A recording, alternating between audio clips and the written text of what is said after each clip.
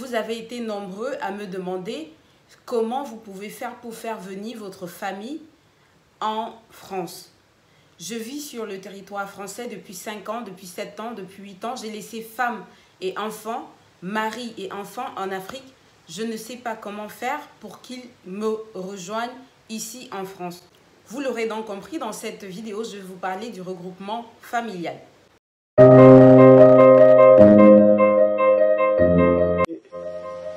J'ai décidé de faire ce point de droit désormais sur ma chaîne parce que au quotidien je suis confrontée dans le cadre de ma profession. Sur cette chaîne je parlerai beaucoup plus de sans-papiers.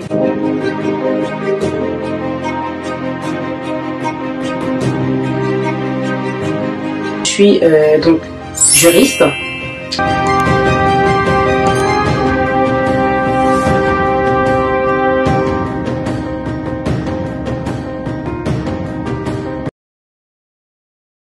Bonjour et bienvenue dans cette autre vidéo. Je suis extrêmement ravie, je suis contente de vous retrouver pour faire la lumière sur un autre point de droit qu'on va appeler dans cette vidéo la procédure de regroupement familial. Eh bien, qu'est-ce que c'est?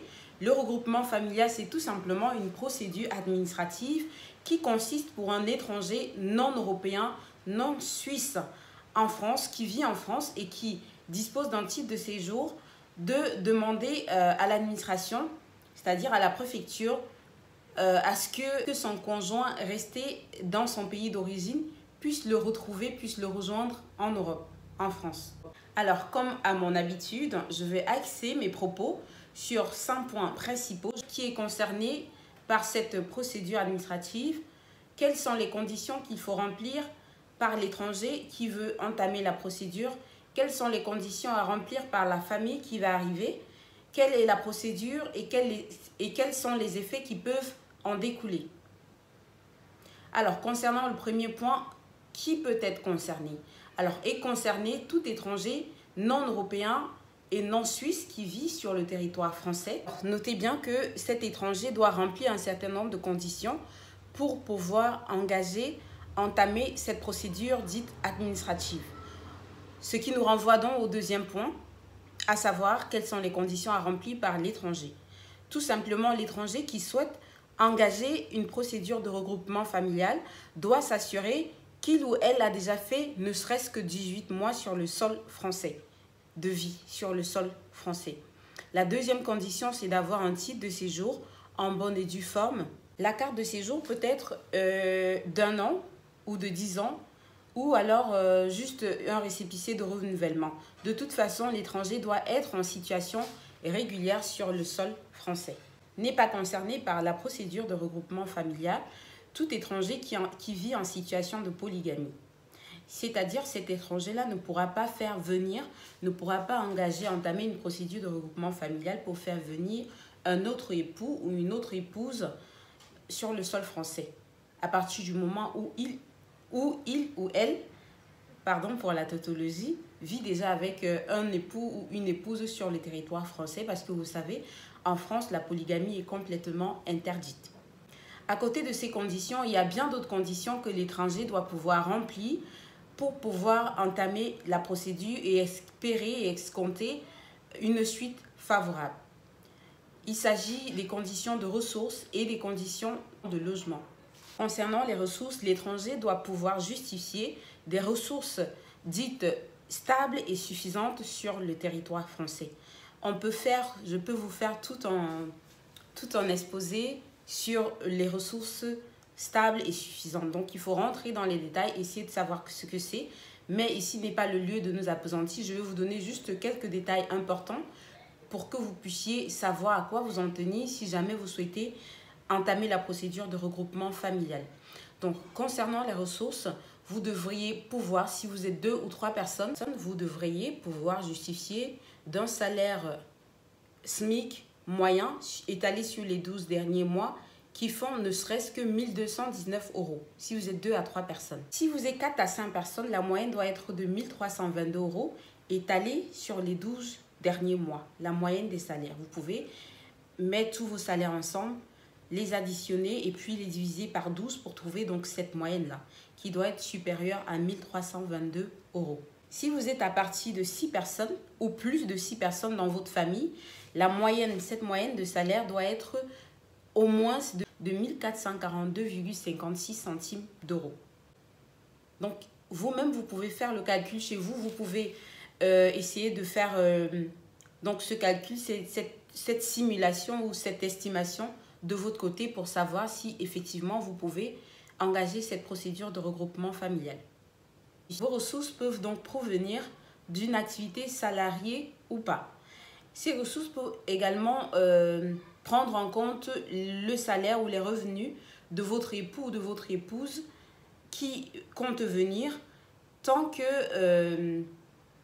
à condition que ces revenus continuent à lui être versés une fois sur le sol français. Je ne sais pas si je m'exprime bien. Donc, si votre époux ou votre épouse qui souhaite vous rejoindre ici a des revenus qui continueront de passer une fois arrivé en France, c'est un plus pour votre dossier également. Sont donc exclus de ces ressources-là toutes les ressources que vous recevez de la CAF. Donc, toutes les allocations familiales, les prestations familiales et autres. J'entends par là le RSA, l'AAH, l'APL et tout ce qui s'ensuit. Ce n'est pas compté dans votre assiette de ressources lorsque vous montez votre dossier de regroupement familial. Et ça, il faut le savoir.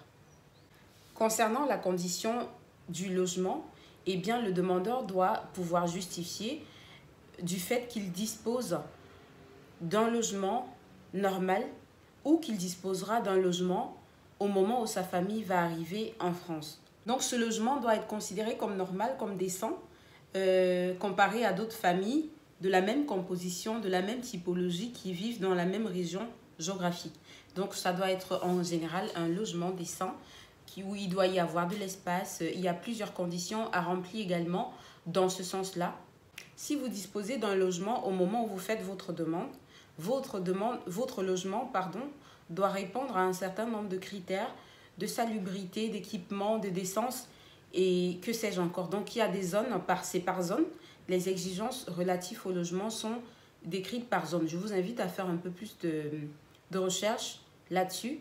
Dans tous les cas, si vous ne disposez pas d'un logement, vous devriez remplir avec votre futur propriétaire une attestation de mise à disposition d'un logement. Cette attestation est sous forme de CERFA, donc un formulaire à remplir. C'est le formulaire CERFA numéro 11 435.04. Je vous laisserai le lien en barre d'infos à toute fin utile. Concernant les conditions à remplir par la famille arrivante, il faut noter que la famille arrivante, en principe, doit être à l'étranger.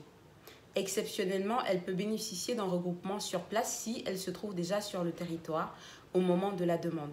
Si la présence de l'époux ou des enfants qui souhaitent bénéficier du regroupement familial constitue une menace pour l'ordre public français, eh bien, ils seront exclus tout bonnement et tout simplement du regroupement familial. Donc, ils ne pourront pas en bénéficier, tout simplement.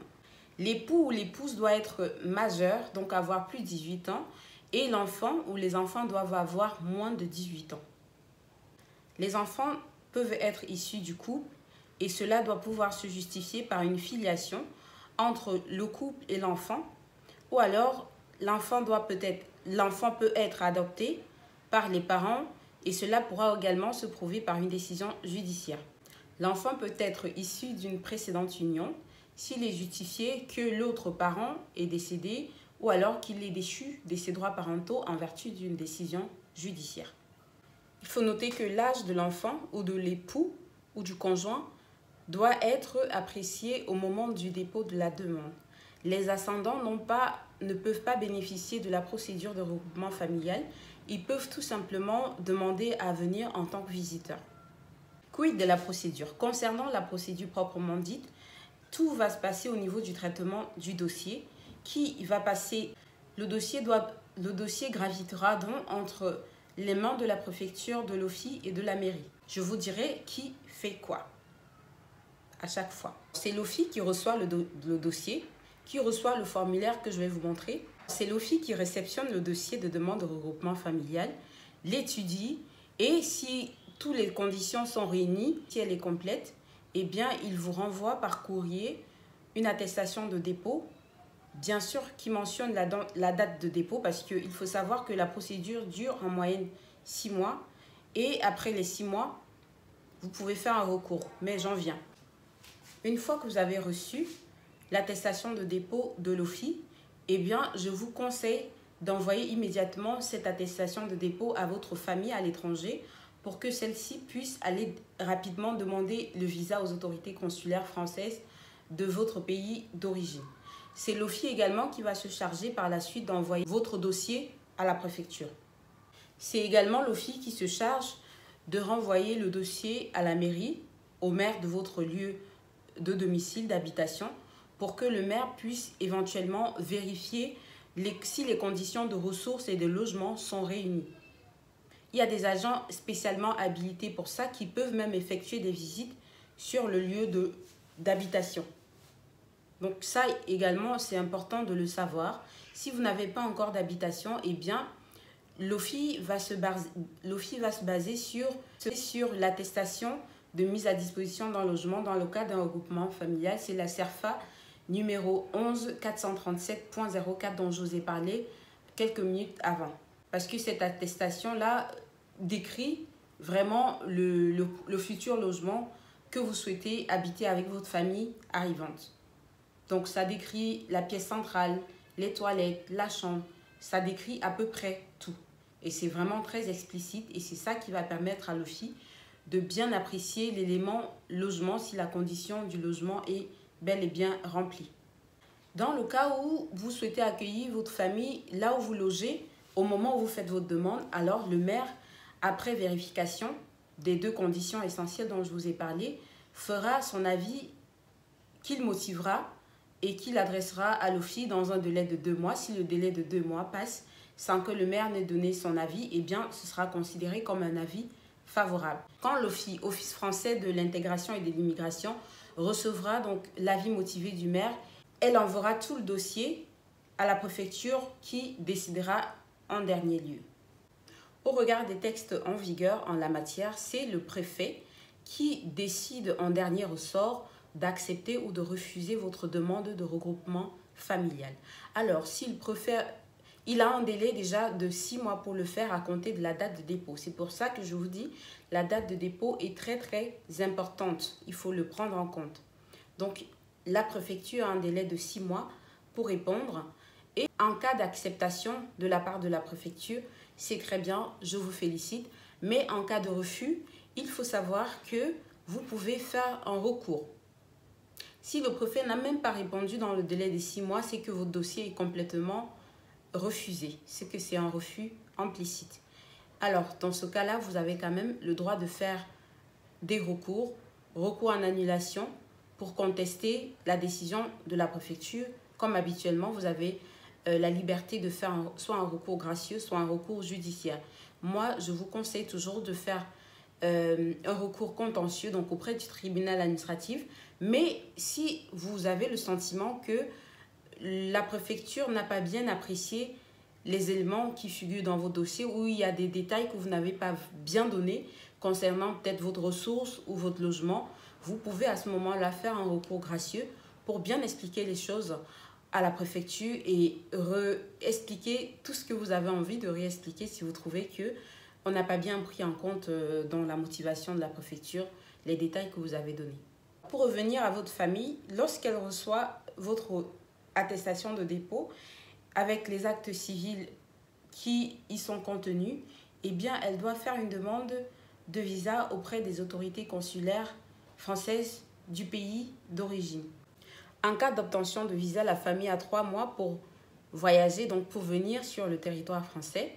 Et il faut savoir que c'est à la famille que revient la charge des frais de voyage, des frais de transport, donc billets d'avion et tout ce qui va avec. Une fois que vous avez obtenu votre visa, avant de voyager ou après avoir voyagé, la famille a encore une condition à remplir qui est celle de la visite médicale. Donc, en fonction des pays d'origine, les exigences peuvent différer. Par exemple, dans des pays comme le Maroc, la Tunisie, la Turquie, vous devriez faire votre visite médicale dans la représentation de l'OFII de votre pays. A contrario, les pays comme le Cameroun, le Mali, le Sénégal ou encore même l'Arménie, vous pouvez faire votre visite médicale une fois arrivé sur le territoire français. Et il faut savoir que la visite médicale sera une condition absolument nécessaire pour pouvoir obtenir le titre de séjour sur place. Donc, c'est très important de faire la visite médicale. Pour ceux qui comptaient donc faire une demande de regroupement familial, je vous invite immédiatement à télécharger le formulaire CERFA numéro 11436.05. Puisque dans le cadre de mes activités professionnelles, j'accompagne parfois des personnes dans cette procédure administrative de regroupement familial, eh bien, je suis tombée sur un formulaire CERFA chez moi. Donc, un formulaire pas rempli, bien sûr. Donc, je vais vous montrer. Donc, c'est le formulaire CERFA 11436.05, comme vous pouvez le voir. Voilà le formulaire, comment ça se présente. Je vais vous laisser ça en barre d'infos. Je vais vous laisser les liens pour pouvoir facilement accéder au formulaire. Également, je vous laisserai le lien pour les conditions, le document qui retrace toutes les conditions à remplir, ainsi que les exigences par département. Si vous souhaitez en savoir plus sur le regroupement familial, pour ceux qui veulent pousser la réflexion plus loin, je vous invite à lire les dispositions du CESEDA en ses articles L411 alinéa 1 et L431 alinéa 3 et les articles R411 alinéa 1 à R431 alinéa 1 du CESEDA. Sur ce, je pense vous avoir à peu près tout dit. Bien sûr, je ne suis pas rentrée dans le détail parce que le but pour moi, c'était de vous faire avoir des idées grosso modo de façon assez ramassée comme ça sur la question du regroupement familial. Au plaisir de vous retrouver dans un autre point de droit. Au revoir.